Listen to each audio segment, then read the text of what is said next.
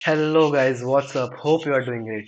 हमने last video में function के बारे में पढ़ा, so we are back in this video to discuss about our another important topic जो है scope of a variable. Variable का स्कोप क्या होता है, लोकल वेरिएबल्स क्या होते हैं, ग्लोबल वेरिएबल्स क्या होते हैं, उन्हें डिक्लेयर कैसे करते हैं।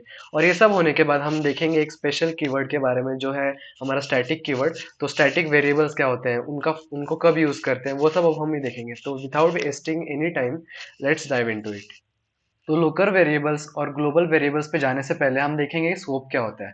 तो स्कोप इन जनरल टर्म हमने सुना होगा, जैसे कि एआई का आईटी फील्ड में बहुत आगे स्कोप है। तो इसका क्या मतलब है कि एआई आगे बहुत यूजफुल है, लाइक एआई आईटी फील्ड में यूजफुल है। सो वही चीजें होती है हमारे वेरिएबल्स के साथ। तो वेरिएबल की भी स्कोपिंग होती है, वेरिएबल कहाँ पे यूजफुल है, कहाँ पे वहां कहाँ पे यूज किया तो वो यूजफुल नहीं होगा। तो ये सब होता है, इसका मतलब होता है स्कोप।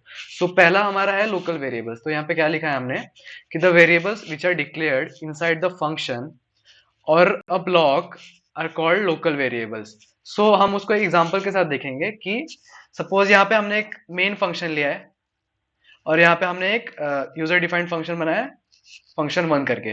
और उसके अंदर हमने दो वेरिएबल डिक्लेयर किए हैं, यहाँ पे आप देख सकते हैं। इसको कहते हैं लोकल वेरिएबल। क्यों? क्योंकि ये वेरिएबल का हम कोई भी ऑपरेशन अगर इस फंक्शन के अंदर परफॉर्म करेंगे, सपोज यहाँ पे हमने इसका सम इस फंक्शन के अंदर ही लिख दिया, यहाँ पे सम करके, sum sum equal to A plus B. तो यहाँ पे क्या होगा कि ये परफॉर्म हो जाएगा। लेकिन अगर हमने इस ए और बी को इस फंक्शन के बाहर एक्सेस करने का या फिर इस फंक्शन के बाहर इसको यूज करने का ट्राई किया, तो ये एक्सेस नहीं होगा। ये इस फंक्शन से बाहर आते ही ये डिस्ट्रॉय हो जाएगा। तो इसको कहते हैं लोकल वेरिएबल। लोकल वेरिएबल्स ये है हमारे लोकल वेरिएबल्स। सपोज यहाँ पे एग्जांपल में हम देख सकते हैं कि वॉइड मेन, यहाँ पे हमने दूसरा फंक्शन जो हमारा है फंक्शन होता है मेन फंक्शन, वहां पे हमने ए को एक्सेस करने का ट्राई किया है। एक्सेस करके हम उसे प्रिंट करना चाहते हैं, बट वो यहाँ पे नहीं आ पाएगा, ये एरर दे देगा यहाँ पे। ये प्रिंट जब हम करेंगे, जब फंक्शन को, ये जब प्रोग्राम को हम रन करेंगे, आप यहाँ इसको रन करके देख सकते हैं, तो ये एरर दे देगा, ये एरर दे देगा। क्योंकि ये लोकल वेरिएबल्स है, ये यहाँ से इस फंक्शन से बाहर आते हैं, ये डिस्ट्रॉय हो जाते हैं। So these are called local variables. तो यहाँ पे हमने वही लिखा है कि function which are declared inside the function और ब्लॉक। सो ब्लॉक क्या होता है? ब्लॉक भी एक बहुत इंपॉर्टेंट चीज है समझने के लिए, कि जैसे कि फंक्शंस में हम जो ये कर्ली ब्रेसेस देते हैं और जो एंडिंग कर्ली ब्रेसेस होता है, इसको एक ब्लॉक कहते हैं। तो जैसे इसको एक ब्लॉक कहते हैं, वैसे ही हमने सपोज हमारे लूप्स में हम ब्लॉक देखा होगा, हमने फॉर लूप में हम ब्लॉक देते हैं, कर्ली ब्रेसेस ओपन और एंड करते हैं, सो उसको एक ब्लॉक कहते हैं। तो अगर हमने उस ब्लॉक के अंदर उस वेरिएबल को डिक्लेयर किया है, तो वो लोकल वेरिएबल हो गया। अगर उसके बाहर हम उसको एक्सेस या यूज करने का ट्राई करेंगे, तो वो नहीं होगा, वो डिस्ट्रॉय हो जाएगा।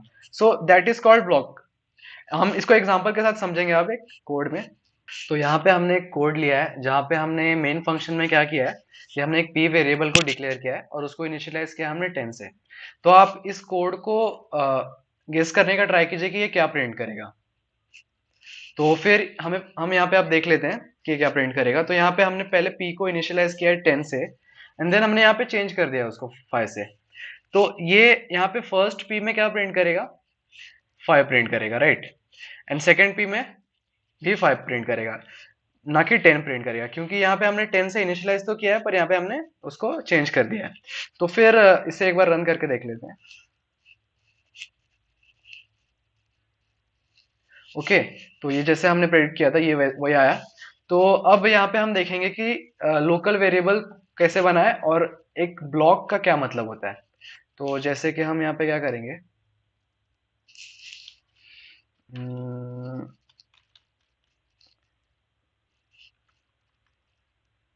ओके, तो यहाँ पे क्या करेंगे हम,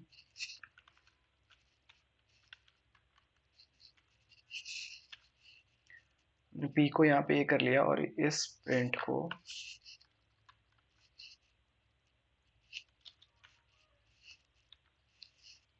यहाँ पे, यहाँ पे ठीक है, यहाँ पे ये हो गया। तो अब इसे रन करके ट्राई करेंगे कि ये क्या प्रिंट करेगा। यहाँ पे पहले गेस कीजिए यहाँ पे क्या कर रहे हैं हम। तो यहाँ पे हमने क्या किया है, पहले इसे रन कर लेते हैं फिर देखते हैं।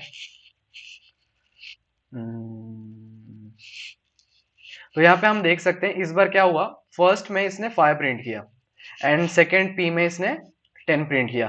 तो यहाँ पे हुआ क्या कि जो ये पी का है, ये जो हमने इस ब्लॉक के अंदर, इसको एक ब्लॉक कहेंगे क्योंकि ये स्टार्टिंग करली ब्रेसेस से एंडिंग करली ब्रेसेस यहाँ तक है। तो इस ब्लॉक के अंदर हमने p जो वेरिएबल डिक्लेयर किया है उसका स्कोप सिर्फ इस ब्लॉक के अंदर ही है। ओके, तो यहाँ पे ये प्रिंट करने के बाद ये डिस्ट्रॉय हो जा रहा है, और यहाँ पे जो p है ये डिफरेंट है। ओके, क्योंकि इसका इसका स्कोप ये पूरा है।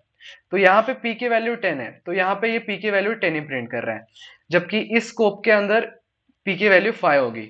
तो ये होता है लोकल वेरिएबल। सो इस स्कोप का ये लोकल वेरिएबल है, इस पूरे स्कोप का ये लोकल वेरिएबल हो गया। तो ये था हमारा लोकल वेरिएबल। अब हम देखेंगे ग्लोबल वेरिएबल्स क्या होते हैं। तो अब हम देखेंगे ग्लोबल वेरिएबल्स के बारे में। जैसे कि हमने लोकल वेरिएबल्स देखा, वहां पे नाम से पता चलता है कि वो लोकली उसे यूज कर सकते हैं हम, जैसे कि किसी फंक्शन के अंदर या फिर किसी ब्लॉक के अंदर। बट ग्लोबल वेरिएबल्स भी नाम से ही पता चलता है कि हम उसे ग्लोबली डिक्लेयर करते हैं, ताकि कोई भी फंक्शन या फिर कोई भी ब्लॉक के अंदर हम उसे यूज कर सकें। तो हम इसे पहले समझेंगे क्या है ये। तो यहाँ पे जैसे कि हम देख सकते हैं कि the variables are declared outside of any function और ब्लॉक। सेकेंड हमारा क्या है point, they are not limited to any function. As we saw, any function can access and modify those global variables. Global variables are automatically initialized to zero at the time of declaration. So अगर हमने उसे initialize नहीं किया अगर global variables को, तो वो automatically by default zero से initialize हो जाता है। एंड हमारा लास्ट पॉइंट क्या है, they are generally written before the main function. तो जनरली मेन फंक्शन के ऊपर हम उसे लिखते हैं। वैसे हम कहीं पे भी लिख सकते हैं ग्लोबल वेरिएबल्स को, बस फंक्शन और ब्लॉक के बाहर होना चाहिए। अगर हमने फंक्शन और ब्लॉक के अंदर लिख दिया तो वो ग्लोबल नहीं, वो लोकल वेरिएबल्स कहलाएंगे। So this are our global variables. इसको हम एक कोड से समझेंगे, पर उससे पहले हम इसे एक डायग्राम से समझ लेते हैं कि जैसे कि ये कोई भी ब्लॉक है, कोई फंक्शन है या फिर कोई लूप के अंदर का कोई भी ब्लॉक है, ब्लॉक ऑफ कोड है, तो उसके अंदर जो वेरिएबल्स होंगे वो होंगे लोकल वेरिएबल्स, और उसके बाहर जो भी हम वेरिएबल डिक्लेयर करेंगे वो होंगे हमारे ग्लोबल। तो जैसे नाम में ही है वैसे ही है लोकल और ग्लोबल वेरिएबल्स। इसे हम एक कोड के साथ समझेंगे अब। तो यहाँ पे कोड है जहाँ पे हम ग्लोबल वेरिएबल और लोकल वेरिएबल्स को हम अच्छे से समझ पाएंगे। तो यहाँ पे हमने क्या किया है, हम इस कोड को देख के पहले तो डरना नहीं है, क्योंकि ये बहुत इजी कोड है। यहाँ पे एक मेन फंक्शन है, और यहाँ पे हमने दो अलग फंक्शन, यूजर डिफाइंड फंक्शन अब हमने जो बनाया है वो है यहाँ पे फंक्शन 1 करके एक फंक्शन है, और यहाँ पे हमने सेकेंड फंक्शन बनाया फंक्शन 2 करके। तो यहाँ पे क्या हो रहा है कि हमने इस मेन फंक्शन के अंदर ये दो जो फंक्शन है इसे इन्हें कॉल किया है। तो यही है कि यहाँ पे हमने क्या किया, यहाँ पे हमने इन्हें सिर्फ डिक्लेयर किया है और डिफाइन यहाँ पे किया है, और कॉल मेन फंक्शन के अंदर किया है। सो बस यही हो रहा है इस पूरे कोड में। तो इसमें हम देखेंगे कि वेरिएबल्स का क्या हो रहा है। तो हम देख सकते हैं कि यहाँ पे हमने int a comma B equal to 10। So ये क्या है, ये ग्लोबल वेरिएबल है। हमने हर एवरी फंक्शन के बाहर डिक्लेयर किया है उसे, कोई भी फंक्शन के अंदर नहीं आ रहा है, तो ये ग्लोबल वेरिएबल है। और यहाँ पे देख सकते हैं b की वैल्यू 10 है और a की वैल्यू हमने कुछ दी नहीं है।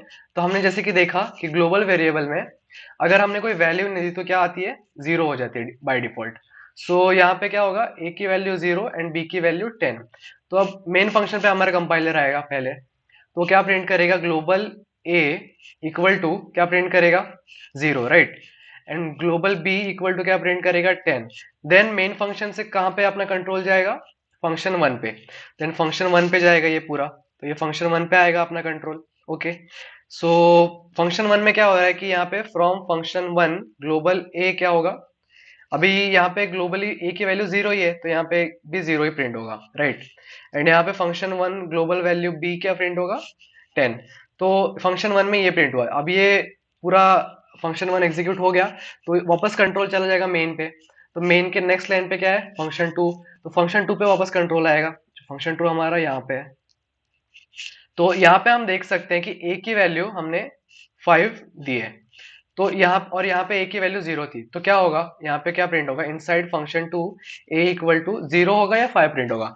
तो यहाँ पे समझने वाली ये बात है कि पहले प्रेफरेंस लोकल वेरिएबल को दी जाती है। अगर लोकली हमने वो वेरिएबल डिक्लेयर नहीं किया और हमने डायरेक्ट यूज कर लिया है, तो हम ग्लोबल में चेक करेंगे, ग्लोबल में अगर है तो वो सही है, लेकिन अगर लोकली है तो लोकल का जो भी वैल्यू है वो यूज होगा।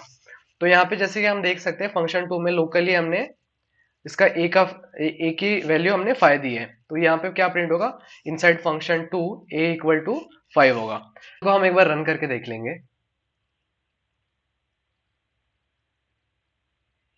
तो यहाँ पे हम देख सकते हैं कि मेन फंक्शन का global A and global B क्या प्रिंट कर रहा है, देन हमारे फंक्शन वन में जो प्रिंट हुआ वो क्या प्रिंट कर रहा है, एंड फंक्शन टू में जो प्रिंट हुआ वो क्या प्रिंट कर रहा है। सो इस एग्जांपल से हमें समझ में आ गया होगा कि global variables and local variables कैसे वर्क कर रहे हैं। सो अब हम देखेंगे हमारे स्टैटिक वेरिएबल्स के बारे में। तो अब हम देखेंगे स्टैटिक वेरिएबल्स के बारे में। सो लोकल वेरिएबल्स में याद कीजिए क्या होता था, जब भी हम उस फंक्शन के बाहर हमारा कंट्रोल जाता था तो क्या होता था कि वो वेरिएबल्स जो थे वो डिस्ट्रॉय हो जाते थे, उनकी वैल्यूज डिलीट हो जाती थी। तो अगर हमें सपोज कभी चाहिए होगा कि हम उस फंक्शन के बाहर जब जाएं तो भी उसका वैल्यू उसमें इंटैक्ट रहे, तो हम क्या करेंगे, हम यूज करेंगे स्टैटिक वेरिएबल्स का। तो a static variable is able to retain its value between different function calls.